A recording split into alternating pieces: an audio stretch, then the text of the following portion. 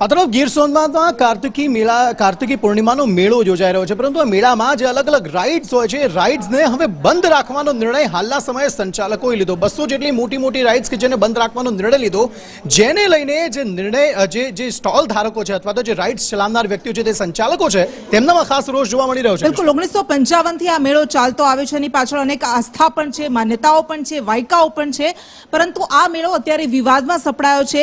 જોકે સામે પક્ષે ટ્રસ્ટ તરફથી એવું કહેવામાં આવી રહ્યું છે કેટલાક સ્ટોલ ધારકો લોકોને ગેરમાર્ગે દોરી રહ્યા છે।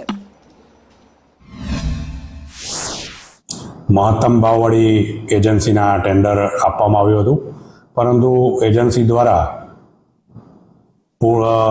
પૂરતા સમયમાં કોઈ એની આગળની કાર્યવાહી ન કરવાના કારણે એનું ટેન્ડર રદ કરવામાં આવ્યું।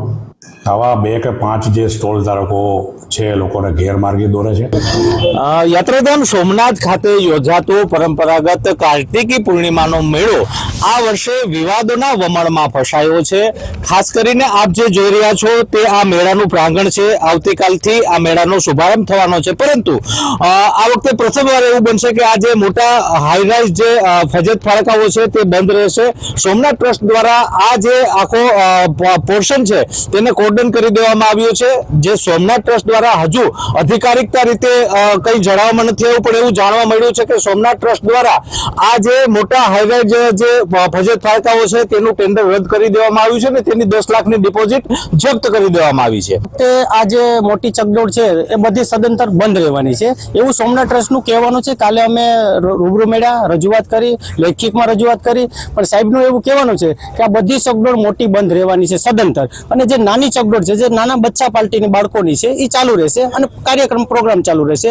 તો અમે જે એટલા ઉત્સાહ ભાડા ભર્યા, પણ 18% તો અમે જીએસટી સ્ટોલ ઉપર ભરી છે, બરાબર। તમે કેટલું ભાડું ભર્યું છે તમારી જે એકની અમે સાહેબ મેં અત્યારે મારા 4-5 સ્ટોલ છે, 3,60,000 રૂપિયા મેં ભર્યા છે સાહેબ। ટોટલ કેટલા સ્ટોલ છે? મારા 5 સ્ટોલ છે સાહેબ। ને આખા મેળાની વાત, આખા મેળાની અંદર 200 સ્ટોલ છે, એનું બધાનું 20,000 થી અપ બધાના ભાડા છે, પ્લસ જીએસટી 18%, બરાબર। હવે જો આ મોટી ચકડોળ ચાલુ ન થાય તો અમને નાના ધંધાર્થીઓને મોટી નુકસાની ભોગવી પડે એમ છે, કારણ કે અમે વ્યાજે લઈ પૈસા માંગી અને